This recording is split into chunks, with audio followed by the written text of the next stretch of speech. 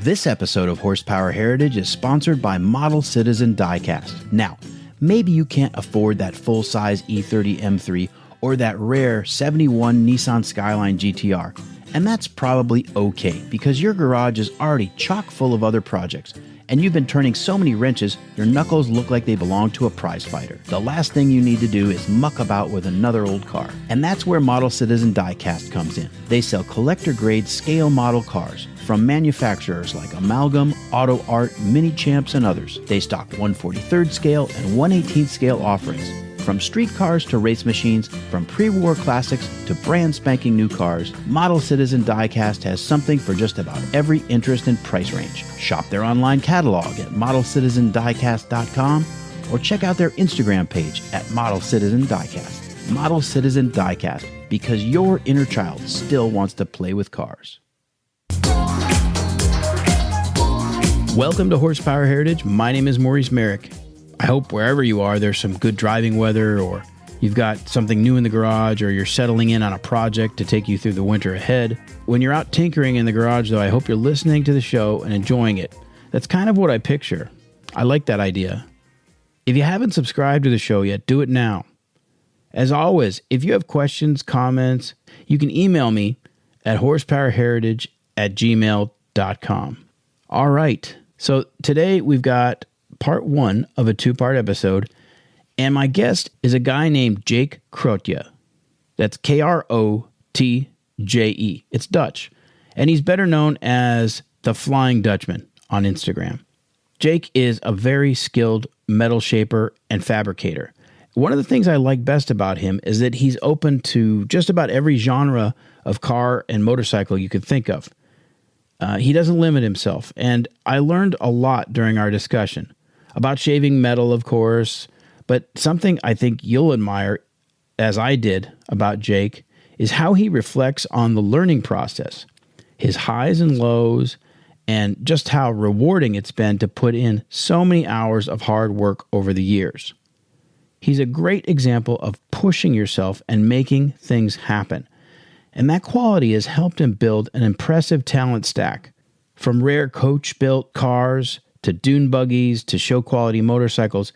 He's worked on just about everything, and he's one of a new generation of metal shapers who are earning a high profile for their imagination and their skill. But I think he's a guy you should definitely be watching if you like your machines hand-built. So I hope you enjoy my discussion with Jake Krotje, the Flying Dutchman. Part one starts now.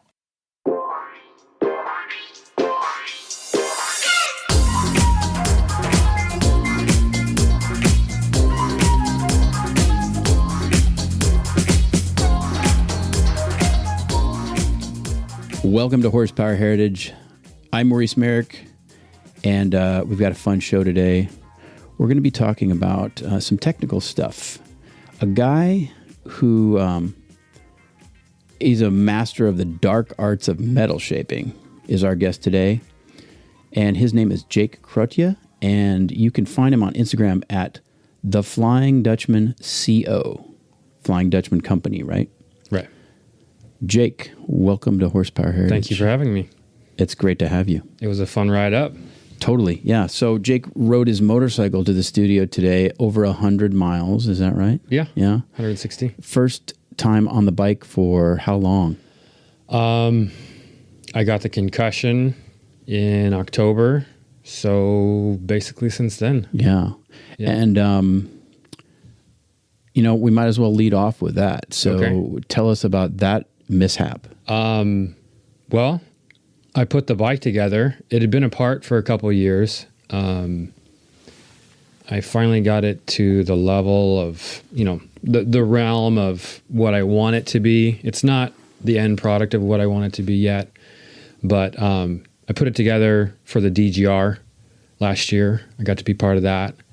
And the next weekend, I was riding dirt bikes in a friend's backyard, and I just got a little crazy with the throttle and wound up in the hospital. And there was no drinking involved. There was no drinking involved. No, it was just one of those things. No, they were electric KTM, like the free ride KTM, sure. And I'm just not used to that level of power.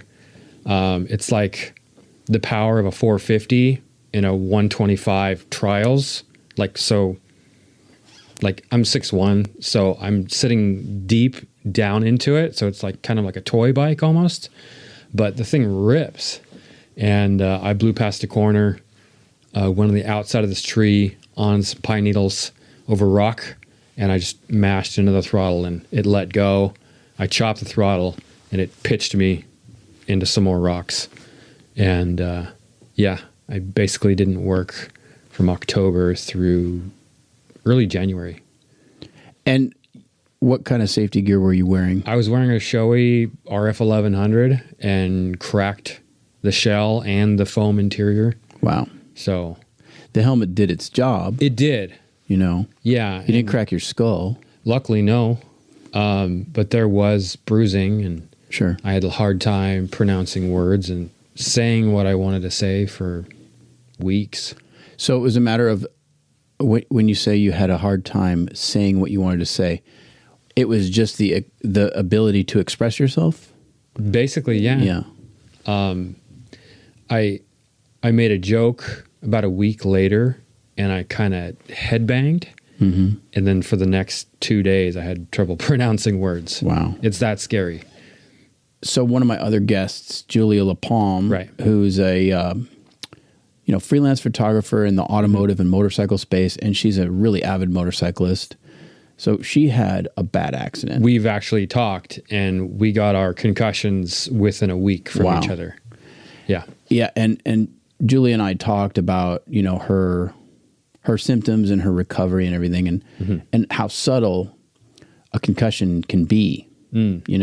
You had some pretty pronounced symptoms, but I mean, for some people, it's just like they're sleepy all the time or they're depressed or whatever. And we're learning so much more about closed head injuries, right? So, but I'm glad that you have recovered, and me too.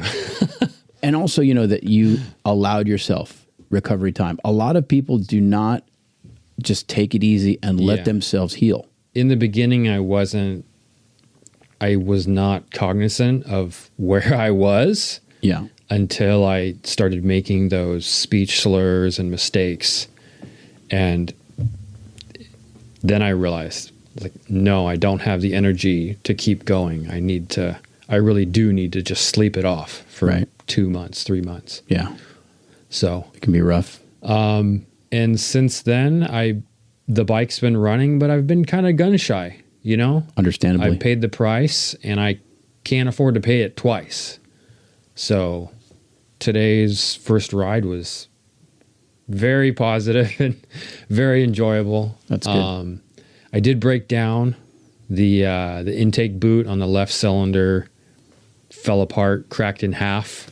And by the way, we're talking about BMW R100. Yeah, right? So I have a 1984 BMW R100 that I've modified like crazy.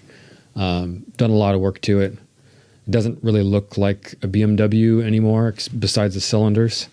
So yeah, I had made it up to El Toro Road on the 5 from North County, San Diego, where I live. And it just started sputtering out on me like I needed to switch to reserve. So I did that without looking down, flipped both the toggles up, and it didn't get any better. And I'm waiting for it to kick in. And then I looked down, and the carburetor is just like kind of dangling there. Oh, man. So I grabbed the thing, and I shoved it up to where it was supposed to be, and the bike took off again. And I held it like that, and I rode to the off-ramp. And, luckily I had a friend nearby that had an intake boot. And we wrapped some gaff tape around the inlet of the carburetor and made it work, and I made it the rest of the way, so... Those repairs, to me, are a lot more satisfying than repairing it the right way. Oh, right. You know what I mean? Yeah. Like, just to get yourself out of the pickle. Right. It's really fun that way. It makes for great stories, and also, your ingenuity. Like, how am I going to tackle this issue? And I have limited resources. Right. So, and it was great, obviously, that your friend was available and stuff. So yeah, I mean, all I had was a screwdriver and a wrench. I had to buy a knife to cut anyway. I was traveling light. Quarantine be damned. Quarantine be damned. So we've established that you're a motorcyclist, but that certainly isn't your only area of interest. I mean, you've been a car guy pretty much since you were a kid, yeah? Yeah. Well, 13 or 14. What kind of lit the fuse for you? I got a ride in my uncle's street Manx. It had a ridiculously large engine for this little street buggy, like a Myers Manx. Yeah. Let me guess, 2286. No, it wasn't that big. Okay. But it was a really strong 1915. Okay. And we got on the freeway to go to the Temecula Rod Run in 2001 or whatever it was. And he just came from third down into second, and he said, "Watch this." And next thing I knew, he was doing a 360 through the intersection and actually catching it on the backside and getting on the highway. And I mean, it was so short geared that we could only do like 60 miles an hour. Right. But, it had some torque. Crazy. Yeah. Well, I mean, they're so light. Yeah. No, the thing probably weighed 1,200 pounds. And you've got the engine over the rear wheels. Mm-hmm. So awesome. Yeah. No, that was my first, that was my corruption moment. Corruption moment. I like that. That's one I haven't heard before, but yeah, no, that works. So you were 13 at the time. Yeah. And that's pretty vivid memory. Like, oh yeah. No, that was intense. Totally imprinted you. Yeah. No, I mean, it was my dad's best friend. We call him Uncle Rick. Major father figure in my life. Unfortunately, we lost him to pneumonia in 2010. And, but he had a great impact on me, and I ended up working for him when I was in college. My first car was a Baja Bug I bought off of him for $300, and he taught me what to do to it. And between his help and my dad's help, that was my first car. It was a 65 Baja Bug. Now, was it your run-of-the-mill street bug at the time you got it? And you Baja'd it, or was it kind of already... It was already on its way. Okay. It had been in some kind of accident. Gotcha. But it didn't have... I really wanted that one-piece front end. Yeah. So, like the Baja 1000 race cars had the one-piece fiberglass piece. Right. I saw one the other day. Oh, yeah? Yep. They're coming back. It's funny that you say that, because I saw this thing, and I thought, damn, they're cool. Mm-hmm. And... they're at the bottom of their depreciation curve right now, probably. And I'll bet you they hit as classics. Because of the whole social media thing, different vehicles are getting more attention. So a couple years ago, there was a guy, Blake Wilkie. He did a pretty intense video down in San Diego. And he had this LS1 powered Baja Bug that he built. And he ripped around San Diego. Got into a little bit of trouble, but it made the Baja Bug cool again. Yeah. And ever since then, I've seen them more and more and more. That's hilarious. Yeah. I have to check. That's on YouTube? Oh, it's everywhere on YouTube. Okay. Yeah. I don't know how I missed that, but... yeah. In between Gymkhanas, I guess I missed it. Yeah, well, yeah. So you get this Baja Bug, and inevitably... there's got to be some metal work that needs to be done. Oh, after I rolled it, yeah. Oh, let's talk about... do tell. I thought I wanted to be a rally car driver. I was watching WRC on Speed Channel every weekend, taping them. And I would go out after school, after high school, and I'd practice drifting this thing. Put my brother in the hospital one time because... he was coming around a corner on his mini bike, and I was coming around the corner in the Baja Bug, full drift, full lock, and then I see him too late, and got him a life flight to a children's hospital in San Diego. Oh, dude! So that's pretty intense. But yeah, when I rolled it, just showing off for friends. Yeah, abandoned, vacant field. At night, no one really saw it. Just 1,200 cc's of pure fury. Did you wind up back on your wheels, or was it on the roof? We had to push it over. Okay. Yeah. It was on its side. Right. The back window popped out without breaking somehow. I crawled out the back window. My friends and I pushed it over, and a cop drove by at the same moment. I don't know how he didn't see us. Thank God he didn't. I was 16. Yeah, I was 16. It was one of those moments where your life flashes before you. I was like, I was in a spin dry. And then you're okay. Right. And then you see a cop and your life flashes before you again. Yeah. Yeah. Yeah. So I drove it home, broke the transmission nose cone. So second and third gear only or something like that. Made it home and proceeded to rebuild it the second half of the school year. And I had it finished. That was in February. I had it finished the weekend after graduation. So is that where you started to venture into metal shaping and welding and stuff like that? Or I think that's where my tendency to really want to do a good job, be a little bit too obsessive compulsive about things. Sure. That's where that started. The metal work and welding, I didn't know how to do any of that. I got a C on my high school welding test. You know, I had metal shop for senior year, but yeah, it wasn't until college that I really got some better influences. I started taking TIG courses. I took a metal shaping class from Gene Winfield, and then I really dove into the metal. That's awesome. Gene Winfield. Yeah, and he's still alive. Bless his soul. Yeah, I think he's 93. Something like that. I went to his birthday party last year. Living legend. Yeah, seriously. So cool. He still dyes his hair like jet black. It's so awesome. Still slicks it back. Yeah, all that. Yeah, I love it. No, it was hilarious. So for those of you who don't know Gene Winfield, you've got to Google him right now. I mean, in terms of Southern California car culture, he's one of the kings. Mm-hmm. He's up there with George Barris and Ed Iskandarian and all those guys. But Gene's one of the hot rod kings. Big time customizer. Yeah, exactly. Yeah. Jade Idol, look that up. I think he did cars for Blade Runner back in the day. Gene Winfield did do cars for Blade Runner. Okay. Yes. Yeah. Yes. And he had them out. He lives up in the high desert. He lives in Mojave. Yeah. And he still has some of them on his property. I think so. Yeah. Pretty crazy. Very just a regular guy. He works his ass off. Yeah. I wouldn't call that regular. No, but I'm saying he doesn't put on any airs or whatever. No, he doesn't give a flip about anything. Yeah. Yeah. So no, he just gets to work. Yeah. Yeah. And I think that's how he's still doing it. He's just refuses to quit. Well, I think there's a lot to be said for not stopping because a lot of guys will retire and be dead in a few years. Yeah.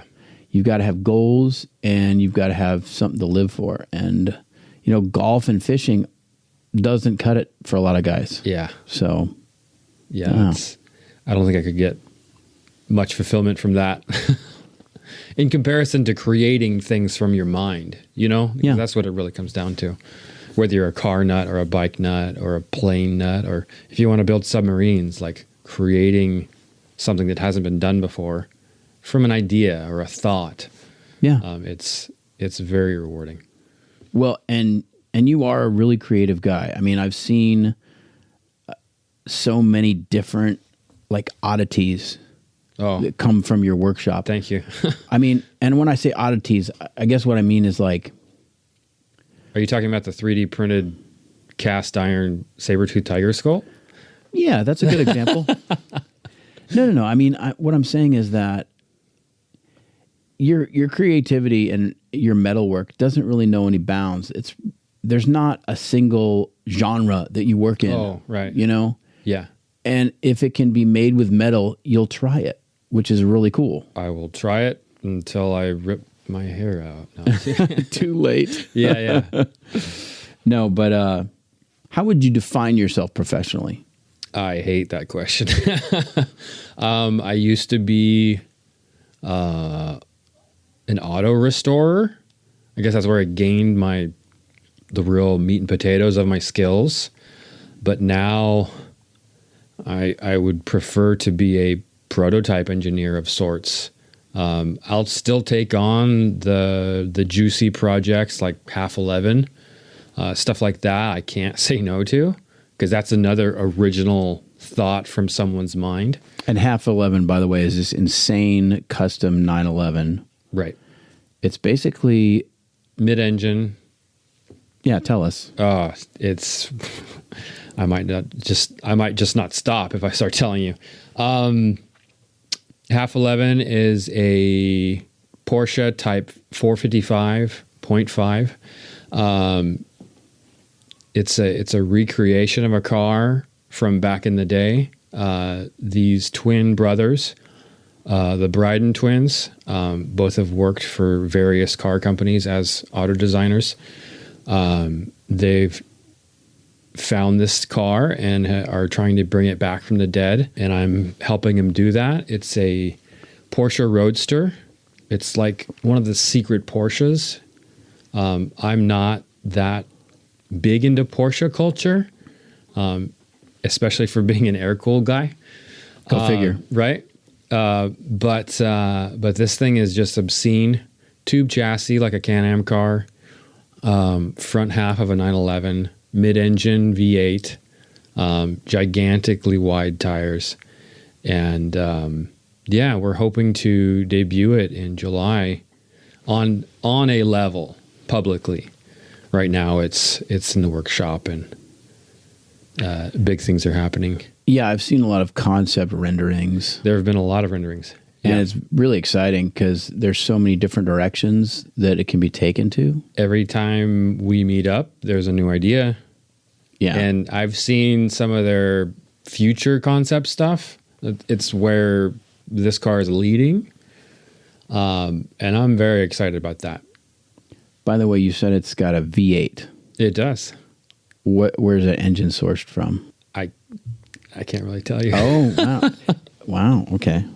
So they asked me to recreate the aluminum bodywork for half 11. And so we started last year. The car right now is at Scarborough Performance, getting the chassis finished up.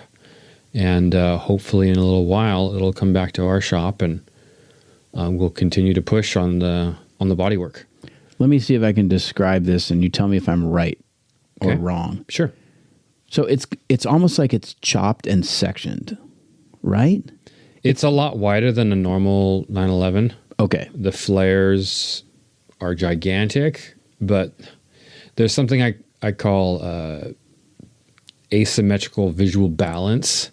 When you look at the car from, they call it plan view, like you pull out the plans, top-down view, you're looking at something from bird's eye view. So when you look at the plan view, you can really see the flow of it all and the visual weight and balance it has from front to back. But the front flares are enormous. They're like 7-inch flares. They're not your normal RS flares, you know? So pretty extreme. When I look at the concept renderings, it's unmistakably 911. Mm-hmm. It's not. It hasn't gone way off the charts. Right. You know, it hasn't gone into space. Yeah. The car is obviously Porsche derived. Mm-hmm. Yeah, it was just a variant, and they're bringing it back from the dead. There's an unfinished quality to the project, right? Because it's not completely. It doesn't have a complete body, right?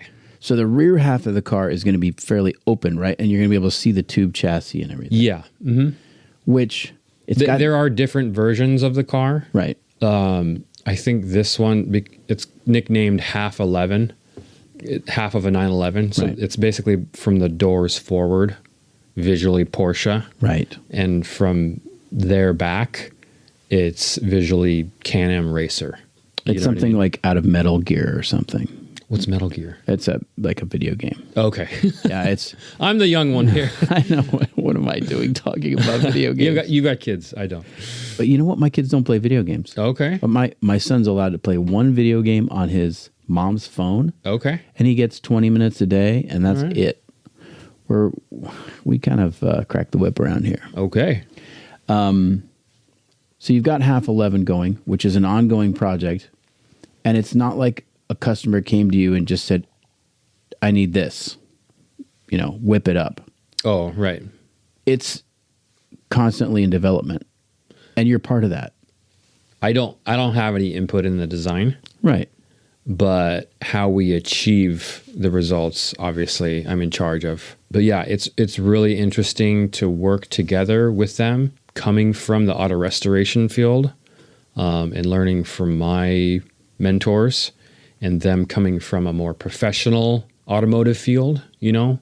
They work with clay modelers every day. They are the designers, and it's interesting to see how they, the kinds of language they use in design is different than what you and I know. So it's interesting to hear them talk like that and how they express their ideas is different than the coach building that I come from. You know what I mean? Yeah, and I'm sure that it is an incredible learning experience for you too. I'm gleaning as much as I can. Yeah. Yeah. Soak it up. It's really wild. You mentioned that you come from the coach building world. Right. How did you get in there? I took the class with Gene, started working on my own truck. I had a 55 Chevy pickup. I started making custom things for it, and I wound up getting a job at a dune buggy shop, a sheet metal shop, working for Jeff Davis. And he was making some of the most outrageous aluminum bodies for dune buggies back in the Glamis sand car era of like the mid 2000s. Right. Very angular stuff, very geometric. Right. And he was starting to English wheel roof panels and louver engine covers and do all these different things. I was there for about a year. And then one day an old guy walks in and asks me to talk to the owner of the place. And I just I was practicing TIG welding furiously, trying to make more money and get somewhere. And, I was just stuck and not really happy with where I was at. Like I always wanted more immediately, and I could never work hard enough to get better soon enough. So the gentleman that walked through the door was Alan Taylor from Alan Taylor Company in Escondido, and he specialized in pre-war French cars, Bugattis, Delahaye's, Tabalagos, stuff like that. That's a niche. Right? In Escondido. I had no idea. And so I went to go pay him a visit one day, and I walked in the back room where they were doing real metal shaping. And my to-be mentor was shaping the trunk lid on a Bugatti Roadster, Type 57C Roadster. So, yeah, wow. My mind blew up, and I was like, I have to work here. I'll do anything. And they could see it in my face. So, yeah, I think I got hired a month later. At that point, by the way, did you even know what you were looking at? I had just picked up a box of Sports Car International magazines from an old friend and discovered what coach building was. I saw an Alfa Romeo. Probably an 8C or something. No, this was like a 60s. Man, what is that? Probably a shameful that I don't know. No, a Sprint Speciale or something like that. Something like really flowing and like a TZ3 or a TZ, yeah, a TZ2 okay. Zagato. Okay, it was a Zagato. It was an Alpha Zagato, yeah. Right. So TZ2. I saw that and I was just like, I've never seen that before. I go to the cruise night every night with my 55 Chevy pickup, and I can name every freaking car. But I'm like, what's a Zagato? Like, what is that? Right. I had no idea that was a coach built in a special place, outside of Alfa Romeo. And so when I walked in to the back room at Alan Taylor Company, I was really walking into something special. And luckily they took me in. So yeah, the first day, my manager had to have a lay it down talk, like stop being scared, because I'm like walking around these $1 million cars and I'm freaking out, like I'm sweating, And I'm supposed to build a taillight bracket for this Bugatti Roadster on my first day. He's like, you can do this. And he said, it's just paint. It's just steel. It's just rubber, just like any other car. If you mess it up, we'll fix it. Try not to. Be careful. But don't be overly cautious. Yeah, don't be paralyzed. Yeah, and that's what it was in the beginning. And over the next year of working there before moving on with my manager, it was a wild ride of heavy deadlines, all the reality TV show BS that's out there about the hectic, crazy deadline. Like, that was my life for that year, getting cars ready for Pebble Beach and high profile customers that want way too much for way too little. I didn't know about the too little part back then. But remember working 19 hours one day as a $15 an hour employee. You know what I mean? Wild. Like, you got to really want it. You got to really want that job to put up with stuff like that. Absolutely. But the cars were mesmerizing. I think there's a parallel here, which is the museum world.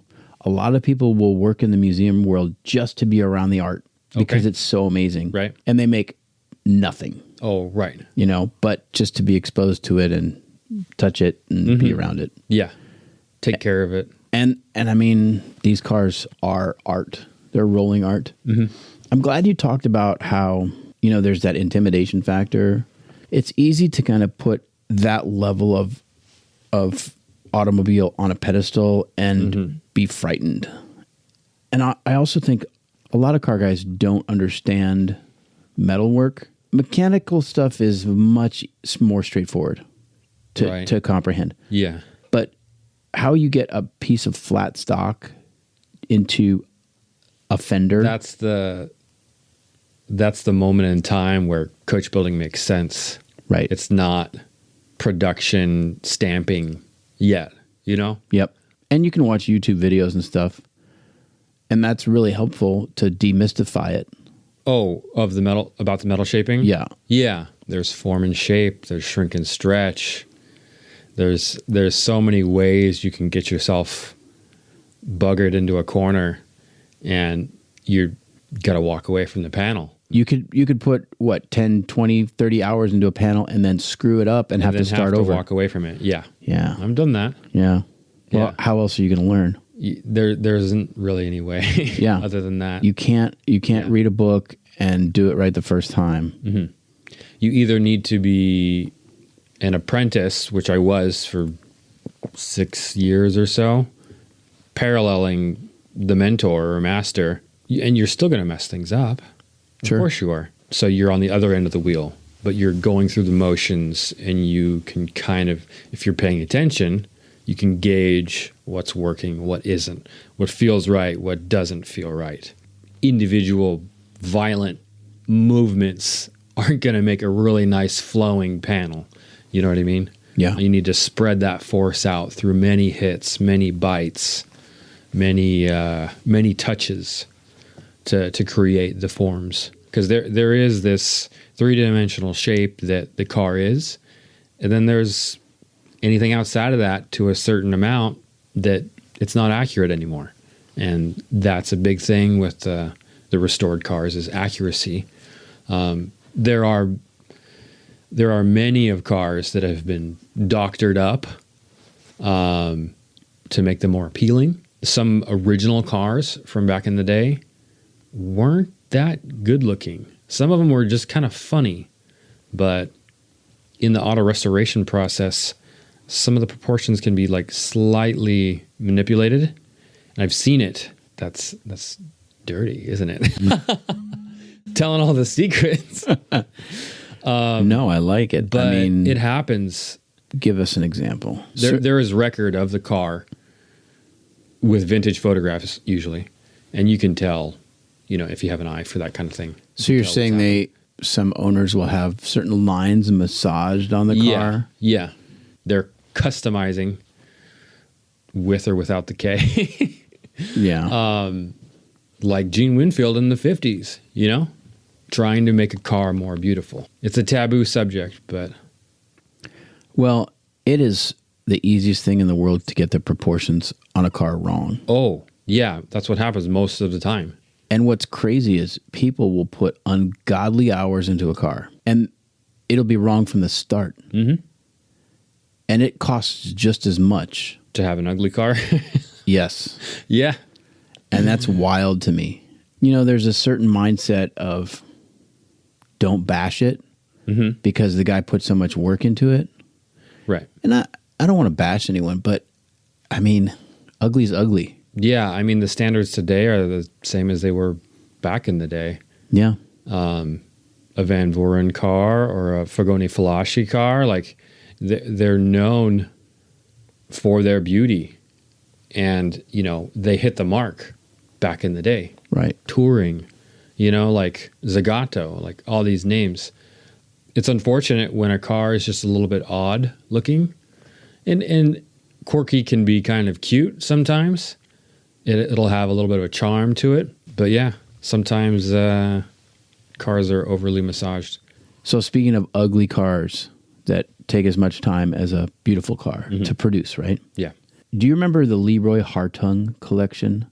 No. Leroy Hartung was in his late 80s, I think, and he had been collecting cars, motorcycles, Petroliana, you name it, I think since the 30s, something like that. He was a very old guy with a huge collection in Illinois, I believe it was. Okay. And when he died, it was all auctioned off. Okay. One of the cars that was in his collection was this Roadster that was BMW based. I think it was based on like a 328 from the 30s. It had a BMW straight six, triple carbs. It was built by a gentleman named Hermann Spahn, a German guy. Okay. I've not seen that. Okay, so wow. We're just looking at the car on Google right now. But yeah. So insane. It's funky. It's funky 50s. Just yeah. Okay. Every 50s design caricature. Yeah. You know, every design. A lot of cheese. Yeah. Every crazy 50s design cliche in one car. Yeah. It's a car of cliches, right? Mm-hmm. It's got this crazy padded dash. It's got the rear end of the car looks like the Buick LeSabre show car. Okay. The front end of the car looks like an electric Razor. I mean, it's wild. Yeah. It sold for big money. Mm-hmm. You know, somebody loved it enough, thought it was crazy enough, and it is kind of a cool little piece of history. But the reason I bring it up at all is it took a guy a lot of time to build. Oh yeah. And it is just horrific. And thank God there's only one of them. I'll say it. I'm sure that guy loved the hell out of it, though. But yeah, the work, the builder. You know what I mean? Yeah, yeah. But the work is the work at the end of the day, right? Yeah. And you want to create something of kind of memorable, lasting, sort of timeless, right? Yeah, it has to be bold enough to make an impression. You know, in order for it to be memorable and appreciated. Just think of the simple... Yeah, try and be an original today. Right. You know what I mean? When every car looks like every other car. Mm-hmm. But they talked to me about that, the designer brothers, twin brothers, and they said a lot of that is determined by current rules about how tall and how wide and like all sorts of parameters about a car. All of the impact standards and safety regulations. That's exactly what it is. Yep. So they're all, all these guys, these clay modelers, these designers are dying to do something extraordinary, and they're limited by all these impact standards and whatnot. That's a point that Jay Leno has made many times, which is that the last pure design year for cars was 1967, because after 1967, the impact standards started to limit the designer. Strangle the designer, yeah. Right. So anything pre-67, they had free reign. Mm-hmm. And after that, it's kind of all downhill until now. So I just looked at a new mid-size pickup. I won't say who built it or what model it was, but I just saw a new mid-size pickup on the road the other day. And it was just proportionally awful. And part of the reason is that the doors are the ratio of door sheet metal to window Okay. is completely off. The windows are too small. Okay. I know what truck you're talking about. The doors are super tall. Yeah. The way the bed and the cab meet, just awful. That's the way a lot of things are going. Beauty's in the eye of the beholder, my friend. I guess so, but I kind of, I look at it in this way. Kids today, oh God, it makes me sound so old. So kids today have never heard maybe an Elvis record, or they've never heard the Beatles, and they're blown away. But they're also like taken aback, like, oh, what is that? Because they're listening to some real crap. They're just listening to awful. Did you know that a lot of the hit records now are written by a very small group of people, and they're incredibly formulaic, and they're basically using computer programming to write hit records now. Yeah, it's crazy. I hadn't heard that. Yeah, it's crazy, and so. What's missing out of music now, I think, in part, is spontaneity and true human creativity. Okay.